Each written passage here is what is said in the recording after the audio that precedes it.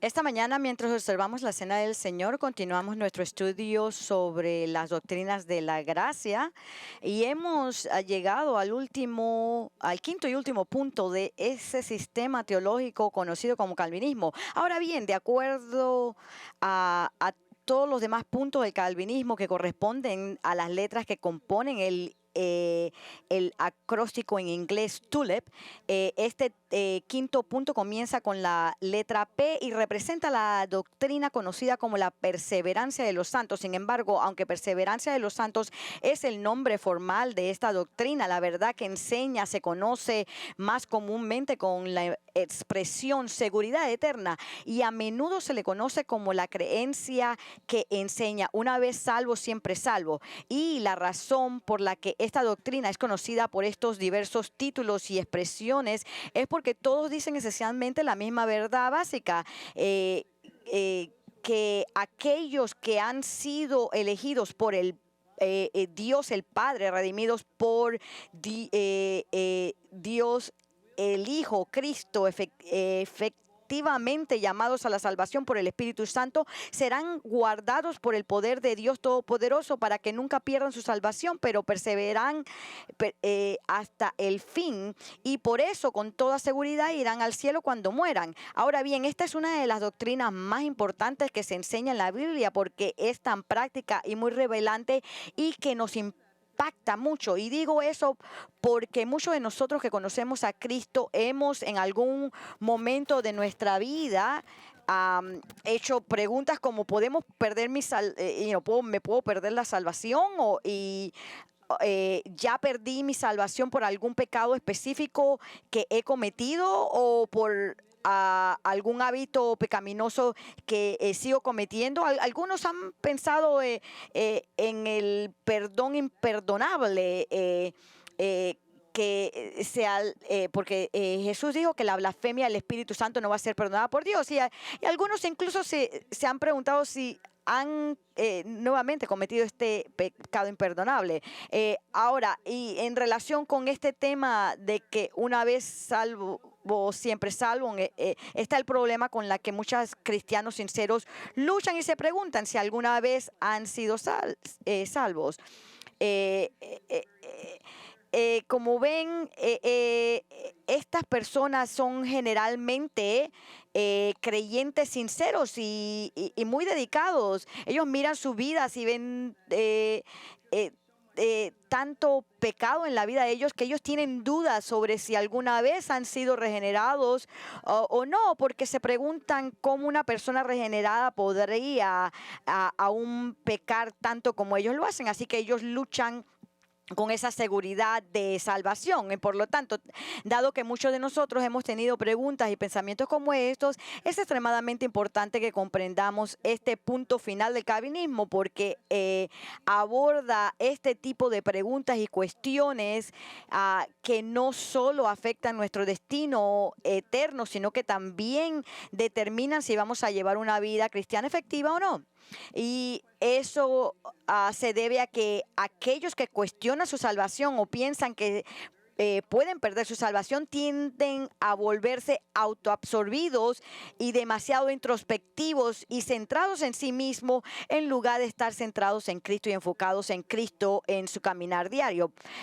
Pero hay otra razón por la que la doctrina de la perseverancia de los santos es tan importante. Es importante porque esta doctrina verdaderamente glorifica y honra a Cristo y su obra en la cruz, porque declara que es por su poder el que mantiene a cada uno de nosotros salvo, en lugar de nuestros propios débiles esfuerzos por mantenernos salvos. Y es su obra y no nuestras obras.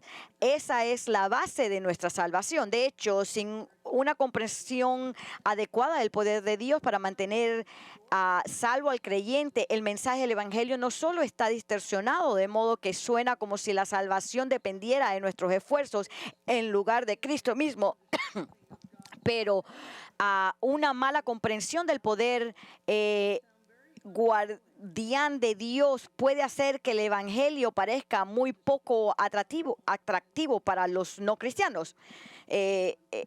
Así que esto sería nuevamente algo que no le parecería atractivo a los no creyentes. Y esa fue la experiencia de Charles Spurgeon antes de convertirse al cristianismo. Tanto el padre como el abuelo de Spurgeon fueron ministros del evangelio, por lo que mientras crecía, Spurgeon tuvo la oportunidad de observar muchas personas profesar fe en Cristo, pero no quedó muy impresionado por lo que vio en sus vidas, porque muchos de los que observó parecían alejarse de seguir a Cristo. Y ahora esto hizo que el joven Spurgeon fuera muy cauteloso y vacilante de acercarse a aceptar a Cristo, porque temía que si comenzaba la vida cristiana no podría continuar viviendo como cristiano. De hecho, Spurgeon estaba tan seguro de esto que su miedo al fracaso moral después de convertirse en cristiano es una de las principales cosas que le impidieron aceptar al Señor. Pero fue la doctrina de la perseverancia de los santos la que Dios usó para superar este gran obstáculo que alejaba a Spurgeon de Cristo. Así es como Steve Lawson en su libro en inglés que se llama The Gospel Focus of Charles Spurgeon, que es el enfoque del evangelio de Charles Spurgeon, explicó el pensamiento y el dilema de Spurgeon y la verdad que finalmente lo liberó. Él dice: la verdad de la gracia perseverante, testificó Spurgeon, fue la carnada seductora que lo atrajo a Cristo. Antes de ser salvo, Spurgeon observó a otros que parecían alejarse de su profesión. Estos aparentes ejemplos de apostasía lo hicieron dudar en entregar su vida a Cristo. Y luego, citando al propio Spurgeon, leemos la palabra: cualesquiera que sean las buenas resoluciones que pudiera hacer, las posibilidades eran que no sirvieran para nada cuando la tentación me asaltara. Podría ser como aquellos de quienes se ha dicho: ven el anzuelo del diablo y sin embargo no pueden evitar mordisquear su carnada. Pero que me deshonre yo mismo moralmente, como lo habían hecho algunos a quienes había conocido y oído hablar. Era un peligro ante el solo pensamiento que me espantaba con horror. Y luego Steve Lawson añade sus propias palabras a lo que dijo Spurgeon. La idea de que Spurgeon, podría comenzar el viaje al cielo pero no lograr completarlo lo aterrorizó. Como resultado quedó paralizado por la incredulidad. Pero entonces Spurgeon escuchó la maravillosa verdad de que todo lo que verdaderamente comienza la vida cristiana seguramente la completan. En ese momento no pudo resistir a confiar su vida a Cristo. Y esto es lo que Spurgeon mismo dijo: cuando escuché y leí con ojos asombrados que todo aquel que creyera en Cristo Jesús debería ser salvo, la verdad vino a mi corazón con una bienvenida que no pudo describirle.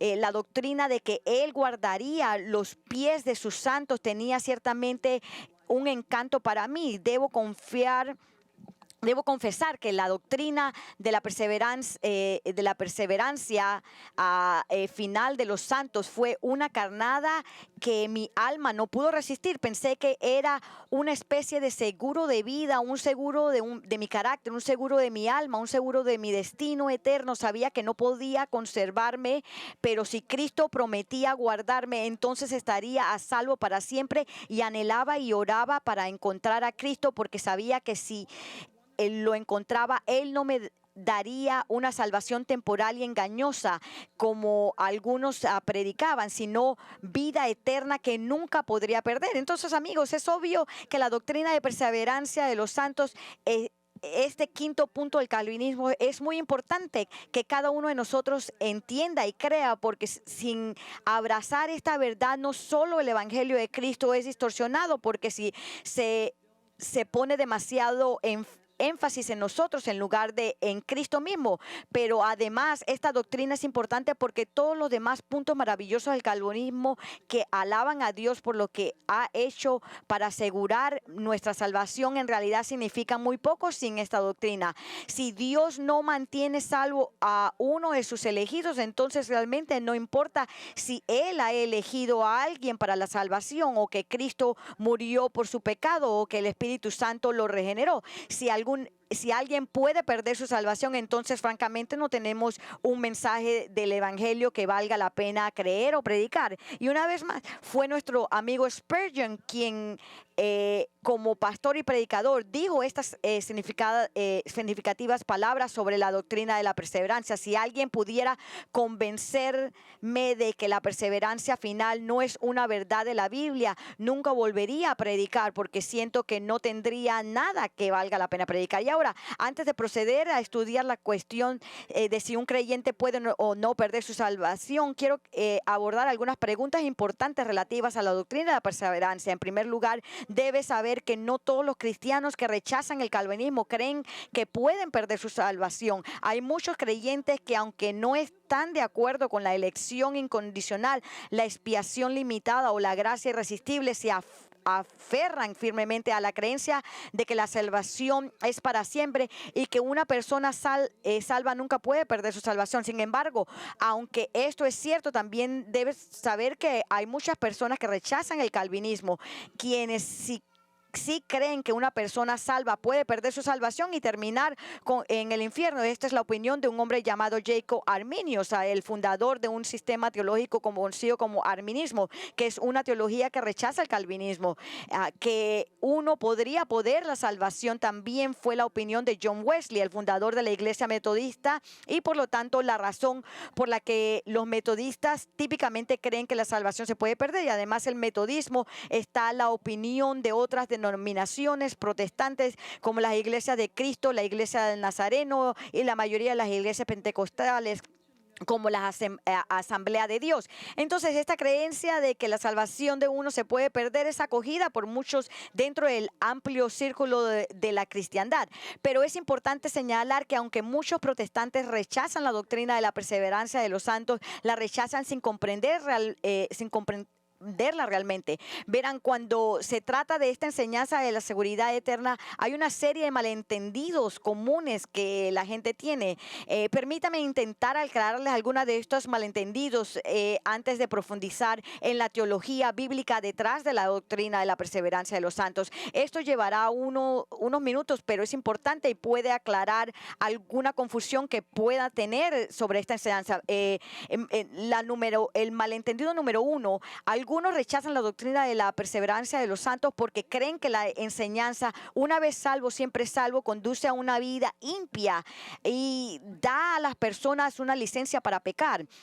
Porque según este punto de vista, si crees que la salvación de tu alma está segura, entonces no tendrás preocupación de cómo tú vives, de cómo es tu comportamiento. Es decir, si piensas que no puedes perder tu salvación, entonces no tendrás ningún incentivo, ninguna motivación, ninguna razón para vivir una vida piadosa. Pero esta creencia es absolutamente incorrecta por un par de razones. En primer lugar, según la Biblia, no estamos motivados a vivir una vida piadosa por miedo a perder nuestra salvación. Es más, lo contrario es cierto. La Biblia enseña que nuestra motivación para vivir piadosamente y obedecer a Cristo, noten esto, es gratitud. Gratitud por su asombrosa gracia al salvar nuestras almas para toda la eternidad. Es el amor por Él que surge en un deseo de complacerlo. Pablo escribió estas palabras críticas que conocemos y que debemos abrazar y debemos entender en Tito 2, el versículo 11 al 14, dice: porque la gracia de Dios se ha manifestado trayendo salvación a todos los hombres. Y ahora miren esto, enseñándonos. ¿Qué nos está enseñando? Que negando la impiedad y los deseos mundanos, vivamos en este mundo sobria, justa y piadosamente, aguardando la esperanza bienaventurada y la manifestación de la gloria de nuestro gran Dios y Salvador Cristo Jesús, quien se dio a sí mismo por nosotros para redimirnos de toda iniquidad y purificar para sí un pueblo para posesión suya, celoso de buenas obras. Pablo dice que la gracia te enseña a negar la impiedad en tu vida, no promoverla. La gracia de Dios no nos da una licencia para pecar, nos dice que nos neguemos a nosotros mismos, que neguemos nuestros pecados, no que estamos diciendo, ahora puedo pecar todo lo que yo quiera, no, que simplemente confesé mi pecado y ya se perdonó y ya es así, no, es nuestra actitud. Es que estamos tan humillados por la verdad de que Cristo nos ama y murió por nosotros, que no queremos pecar contra la tal gracia y amor de Dios y haríamos cualquier cosa que su palabra nos dice que hagamos. Donald Gray Barhouse, ex pastor de la 10ª Iglesia Presbiteria en Filadelfia, él solía contar la historia de un hombre con un pasado muy pecaminoso que estaba a punto de casarse con una mujer muy piadosa, pero le preocupaba volver a caer en sus viejas costumbres pecaminosas una vez que se casaran. Sin embargo, esta mujer piadosa, su prometida, calmó sus temores diciéndole que aunque estaba segura de que él no volvería a caer en sus caminos pecaminosos, quería que él supiera que lo amaba y no importaba lo que él hiciera, incluso si fuera a pecar horriblemente, quería que él supiera de antemano que lo perdonaría. ¿Y cuál fue su respuesta? A la abundante gracia de ella, él dijo, ¿cómo puedo pecar contra tal gracia? Él no dijo, voy a pecar todo lo que yo quiera. No, él dijo, ¿cómo puedo pecar contra tal gracia? Y amigos, eso es exactamente lo que Pablo está hablando aquí en Tito 2, conociendo la gracia de Dios en nuestra vida. ¿Cómo podemos pecar contra tal gracia? Al llevar vidas impias. La respuesta es no podemos y la respuesta es no lo haremos. En otro pasaje de las Escrituras que revela cuál debe ser nuestra motivación para vivir piadosamente, es en 2 Corintios 5, 14 al 15, dice, pues el amor de Cristo, quiere decir, el amor de Cristo por nosotros nos apremia, habiendo llegado a esta conclusión que uno murió por todos, por consiguiente todos murieron y por todos murió para que los que viven ya no vivan para sí, sino para aquel que murió y resucitó por ellos. Pablo está diciendo que era el amor de Cristo por nosotros lo que nos obliga y motiva a vivir por él. En Cristo nos convertimos en una nueva criatura y por lo tanto morimos a nuestra antigua forma de la vida y ahora estamos dedicados a vivir para Jesús, no para nosotros mismos. Nuestra motivación para la piedad no es el miedo de que vamos a perder nuestra salvación, es la muerte y el amor de Cristo por nosotros lo que nos impulsa a vivir para honrar con nuestras vidas a aquel que murió en nuestro lugar. Un tercer pasaje de las Escrituras que habla de nuestros motivos para seguir a Cristo es Romanos 14, 7 al 9. Pablo dice, porque ninguno de nosotros vive para sí mismo y ninguno muere para sí mismo, pues si vivimos para el Señor vivimos y si morimos, para el Señor morimos. Por tanto, ya sea que vivamos o que muramos, el Señor, del Señor somos. Porque para esto Cristo murió y resucitó para ser Señor tanto de los muertos como de los vivos. Pablo enseña que una vez que te conviertes en cristiano, ya no diriges tu vida. Tienes un nuevo Señor y Maestro, Jesucristo, y ahora vives para Él. La vida ahora se trata de agradarle a Él y no a ti mismo. Por lo tanto, tu motivación para cualquier cosa que hagas debe ser para agradarle a Él. Solo por el bien de agradarle y no por el simple hecho de tratar de mantenernos salvos. Y ahora la segunda razón por la que es absolutamente incorrecto pensar que la doctrina de una vez salvo, siempre salvo conduce a un estilo de vida licencioso es que la Biblia enseña que nadie que verdaderamente conozca a Cristo vivirá o podrá vivir jamás una forma de vida total y continua impía. Sin ningún arrepentimiento en absoluto. En otras palabras, un verdadero creyente nunca se conduciría con un estilo de vida que habitualmente todo el tiempo se caracteriza por el pecado y la rebelión. Ahora bien, esto no quiere decir que un creyente no tendrá luchas e incluso experimentará derrotas en ciertas áreas de su vida. Donde el pecado lo abruma, pero lo que quiere decir es que si bien pueden tener áreas en las que pecan, toda su forma de vida no se caracteriza por el pecado interrumpido y la rebelión contra Cristo. Déjenme explicarle algo que es muy importante. Todos los creyentes en Cristo a veces resbalamos y caemos en pecado. Todo cristiano peca. Y esto es exactamente lo que dice la Escritura en 1 Juan 1-8. Si decimos que no tenemos pecado, nos engañamos a nosotros mismos y la verdad no está en nosotros. Entonces, todo creyente en Cristo peca. De hecho, la tristeza o la triste realidad es que los cristianos no solo pecan, sino que a veces sus pecados son bastante graves y de naturaleza horrible. Por ejemplo, considere a estos hombres y lo que hicieron. Noé, el hombre más piadoso de su generación, cayó en el pecado de la embriaguez. Abraham, conocido como el hombre de fe, no confió en Dios y no solamente una vez, pero dos, él mintió sobre su esposa Sara, alegando que era su hermana para evitar ser asesinado. Y Moisés, el dador de la ley, violó uno de los 10 mandamientos cuando mató a un egipcio y lo enterró en la arena para cubrir sus huellas. David, el hombre conforme al corazón de Dios, cometió adulterio con Betsabé y luego orquestó los acontecimientos que conducirían a la muerte de su marido. Y el apóstol Pedro negó a siquiera conocer al Señor, no una, sino 3 veces. Entonces, podemos concluir de esto que un cristiano es capaz de hacer cualquier cosa que un no cristiano podría hacer.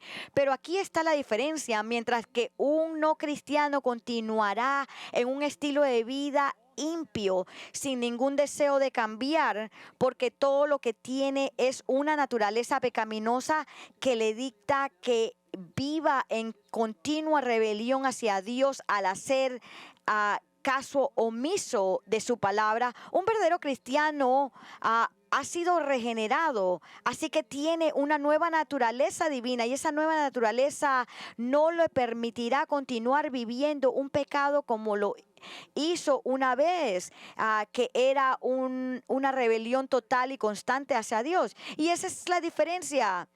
Un no cristiano tiene un pecado que no se arrepiente, que no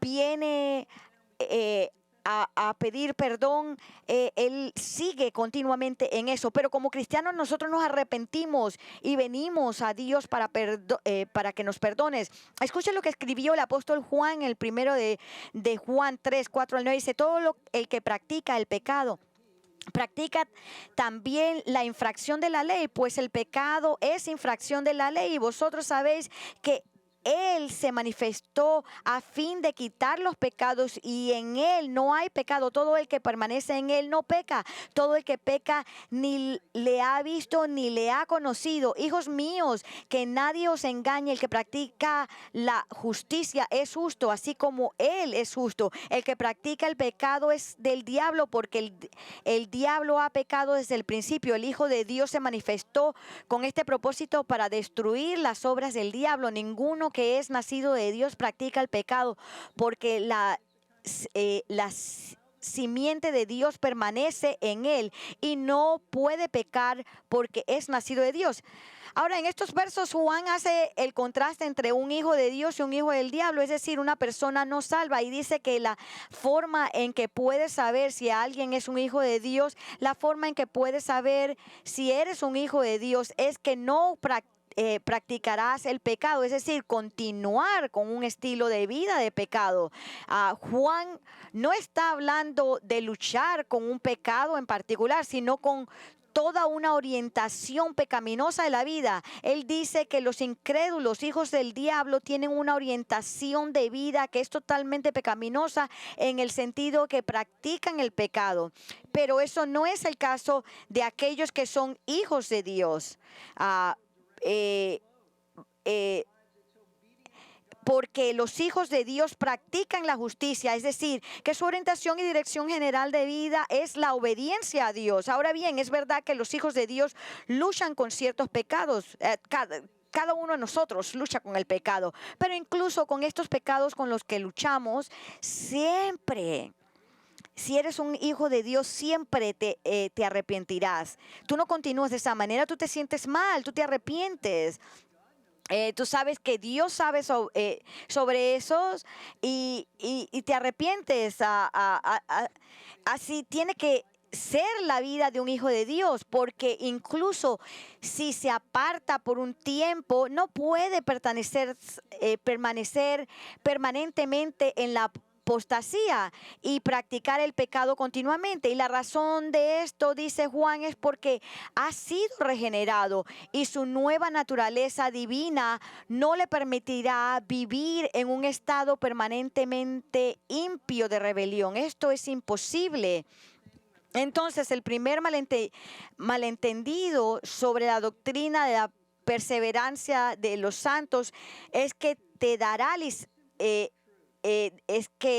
licencia para pecar y vivir de la manera que elijas. Simplemente no es cierto.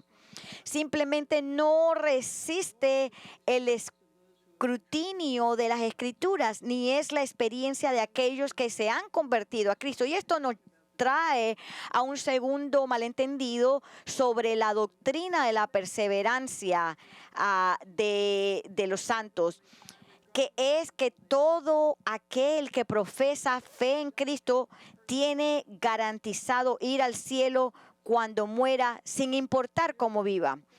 Ahora, déjenme explicarle lo que quiero decir con esto. La doctrina de la perseverancia de los santos no enseña que todos los que profesan la fe en Cristo estén seguros de ir al cielo cuando mueran.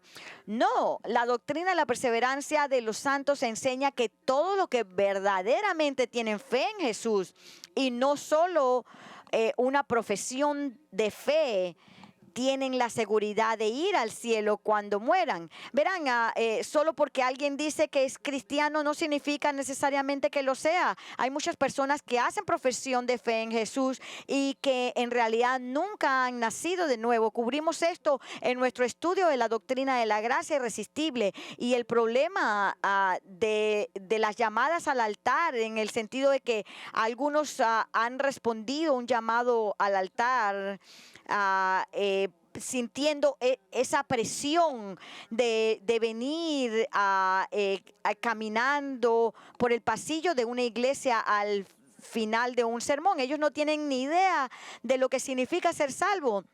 Nunca se han arrepentido ni confiando en Cristo. Ellos ni siquiera saben por qué lo están haciendo. Ellos no saben qué al arrepentirse significa. Ellos no saben ni qué salvación es. Ellos simplemente vienen hacia adelante. Ellos no se han arrepentido. Ellos no han confiado en Cristo por su salvación.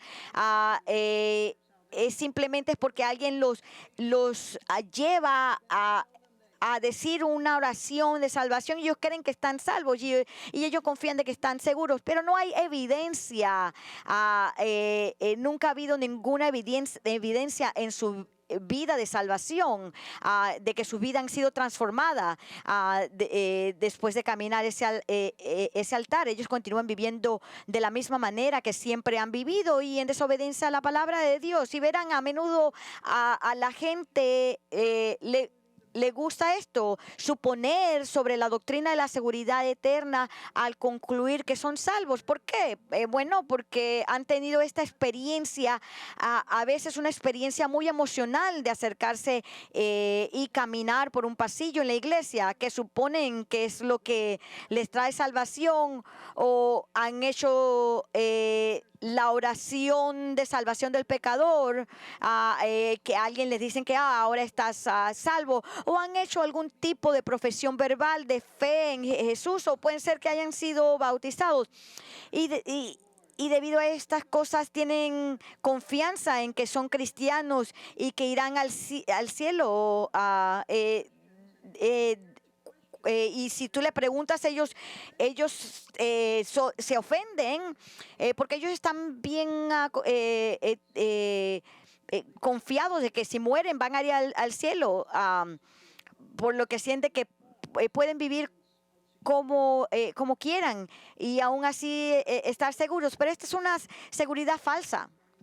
Y Jesús habló de personas así cuando dijo en Mateo 7:21 al 23: no todo el que me dice Señor, Señor entrará en el reino de los cielos, sino el que hace la voluntad de mi Padre que está en los cielos. Muchos me dirán en aquel día: Señor, Señor, ¿no profetizamos en tu nombre y en tu nombre echamos fuera demonios y en tu nombre hicimos muchos milagros? Y entonces les declararé: jamás os conocí, apartaos de mí los que practican la iniquidad. Escuchen, asegúrense de no estar en esta categoría, porque un hacedor de iniquidad es alguien que vive sin tener en cuenta las normas de Dios. Ellos simplemente están haciendo sus propias cosas y dan servicio de boca a Dios. Estas personas son religiosas, pero completamente perdidas. Su forma de vida completa está perdida. Ellos a veces están muy involucrados en la iglesia, pero aún así están completamente perdidos. James Montgomery Boyce dijo estas importantes palabras sobre personas como estas. Vivimos en una época en la que muchos dicen ser cristianos, pero carecen de cualquier conocimiento verdadero de la fe y de cualquier experiencia o carácter cristiano genuino. Otros saben mucho sobre religión y pueden aprobar incluso el examen más estricto sobre ser miembros de la iglesia, pero un conocimiento como este no es garantía de que el individuo sea realmente salvo, y la membresía en una iglesia tampoco es garantía. Ninguno que esté en alguna de estas categorías de profesión religiosa pueden asumir que la doctrina de la perseverancia de los santos se aplica a ellos. Y ahora, una vez aclarado estos dos conceptos erróneos de que la seguridad eterna no nos da la licencia para pecar y que todos los que profesan fe en Cristo tienen garantizado el ir al cielo, estamos listos para sumergirnos en nuestro estudio de este quinto punto del calvinismo, la doctrina de la perseverancia de los santos, que comenzaremos hoy y concluiremos otro domingo cuando observemos la Cena del Señor. Y la forma en que quiero abordar esta doctrina es a lo largo de 3 líneas que acabo de decir. Tomará otro domingo para cubrirlas. Así que antes que nada, hoy en el tiempo que nos queda, quiero que examinemos el verdadero significado de la doctrina de la perseverancia de los santos. Luego, la próxima vez, quiero que veamos si esta doctrina se enseña en las Escrituras nuevamente. Vamos a ver el significado verdadero de la perseverancia, y la razón por la cual digo el verdadero significado de la doctrina de la perseverancia de los santos, porque es bien fácil que se nos pase desapercibido el verdadero significado de esta doctrina. Simplemente por la palabra perseverancia, porque la palabra perseverancia lo hace sonar como si nosotros somos los que tenemos que agarrarnos a algo, como que nosotros nos estamos agarrando a Cristo por nuestras vidas, tenemos que hacer algo para seguir agarrándonos de Él, porque si nosotros fallamos en nuestra fe, vamos a perder nuestra salvación basada en la fe. Ahora, esto es lo que el quinto punto del calvinismo dice, de que yo tengo que mantener mi fe en eso. No, y eso no significa de esa manera para nada. Como vamos a ver en unos minutos, los verdaderos cristianos van a perseverar hasta el final. Ellos van ellos van a estar aferrados, ellos van a estar hasta el final, simplemente porque es Cristo el que los tiene. Ahora vamos a ver nuevamente que es Dios el que nos mantiene, es Dios el que nos protege, es Dios el que nos sostiene, de manera que nosotros podamos perseverar hasta el final. Y la Biblia está llena de versículos que nos dice que Dios va a preservar a su pueblo. Por ejemplo, leemos estas palabras en 1 de Pedro 1, 3 al 5. Bendito sea el Dios y Padre de nuestro Señor Jesucristo, quien según su gran misericordia nos ha hecho nacer de nuevo a nuestra esperanza viva mediante la resurrección de Jesucristo de entre los muertos, para obtener una herencia incorruptible, inmaculada y que no se marchitará, reservada en los cielos para vosotros, que sois protegidos por el poder de Dios mediante la fe para la salvación que está preparada para ser revelada en el último tiempo. Ahora, note que Pedro les escribe a los que han nacido de nuevo. Él está hablando a los verdaderos cristianos y les dice que su herencia eterna está en el cielo y está reservada para ellos. Y luego en el versículo 5 les asegura que obtendrán esta herencia. ¿Por qué? Porque están protegidos, él les dice, por el poder de Dios. Verán, Dios es quien nos preserva y protege para que nunca nos apartemos de Él, y su protección está absolutamente garantizada porque se basa en su poder omnipotente. Comentando en esta declaración, guardados por el poder de Dios, John MacArthur tiene esta nota en su Biblia. Dice: el poder supremo, la omnisciencia, la omnipotencia y la soberanía no solo mantiene la herencia, sino que también mantiene seguro al creyente. Nadie puede robar el tesoro del cristianismo y nadie puede descalificarlo para recibirlo. La respuesta del cristiano a la elección de Dios y la convicción del Espíritu es la fe, pero incluso la fe está fortalecida por Dios. Además, la fe continua del cristiano en Dios es la evidencia del poder guardián de Dios. En el momento de la salvación, Dios vigoriza la fe y continúa preservándola.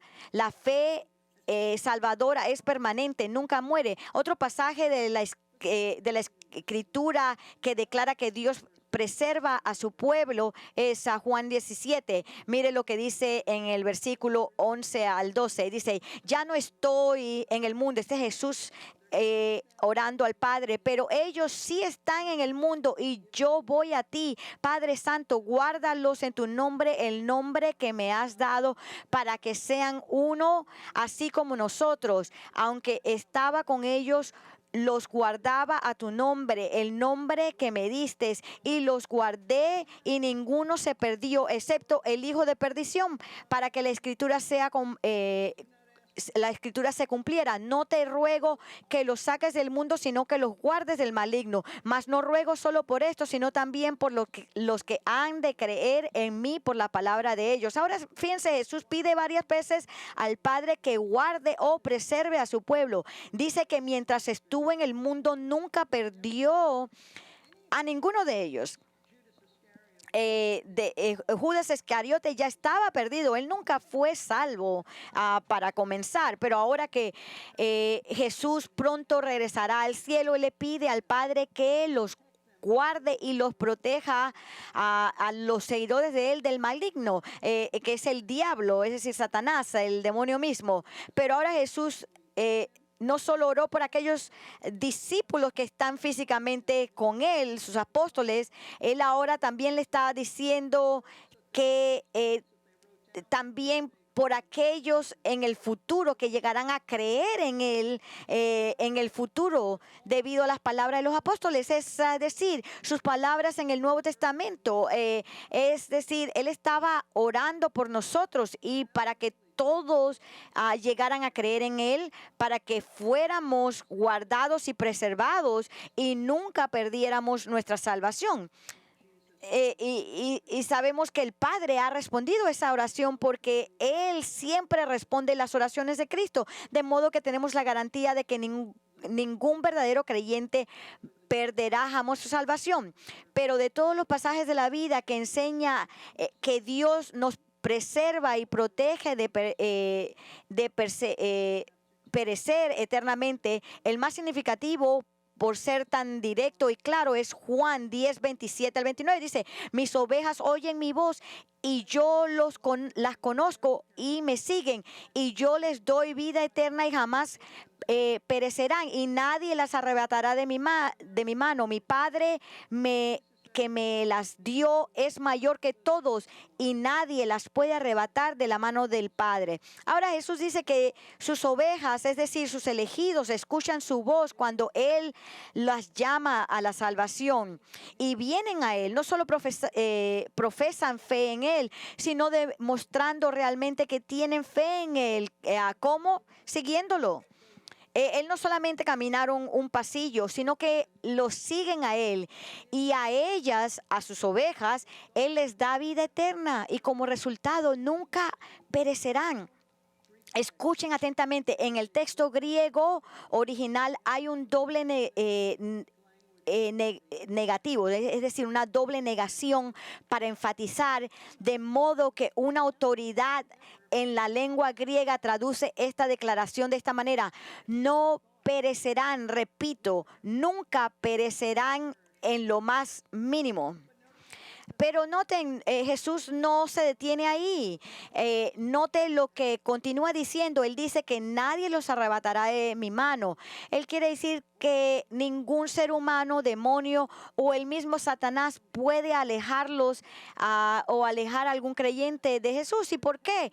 Porque Él dice: su mano está alrededor de nosotros, protegiéndonos y preservándonos. Y Él, nuevamente, nuestro Señor no para ahí. Note lo que Él dice en el versículo 29. Él nos dice que no solo Él se aferra a nosotros, sino que también lo hace el Padre, porque Él también nos envuelve con su mano fuerte y omnipotente, para que nadie pueda arrancarnos de nuestra relación con Cristo. Es decir, Dios nos sostiene con las dos manos, la de Cristo y la del Padre, para garantizar que nunca nos dejará ir. Pero alguien podrá decir: bueno, el Señor puede tenernos en sus manos y no permitir que nadie nos quite de su agarre, pero nosotros podemos liberarnos nosotros mismos. ¿Alguna vez usted ha escuchado eso?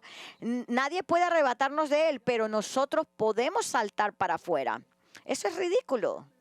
Eso es completamente ridículo. Eso no es cierto en absoluto. Ningún verdadero creyente jamás se alejará de Cristo. Él puede caer en algún momento, pero nunca se alejará de Él, porque además de que Dios nos preserva, la Biblia enseña que todos los creyentes perseveran al continuar en la fe, y de ahí el nombre del quinto punto del calvinismo es la perseverancia de los santos. Y la próxima vez que estudiemos esta doctrina juntos, consideremos lo que significa perseverar y por qué los creyentes perseveran. Ahora bien, si alguna vez usted ha luchado sobre la cuestión de perder su salvación, espero que lo que has escuchado hoy traiga gozo y paz a su corazón, porque Dios ha prometido preservarlo y Él lo está preservando. Si eres una de sus ovejas, entonces estás salvo,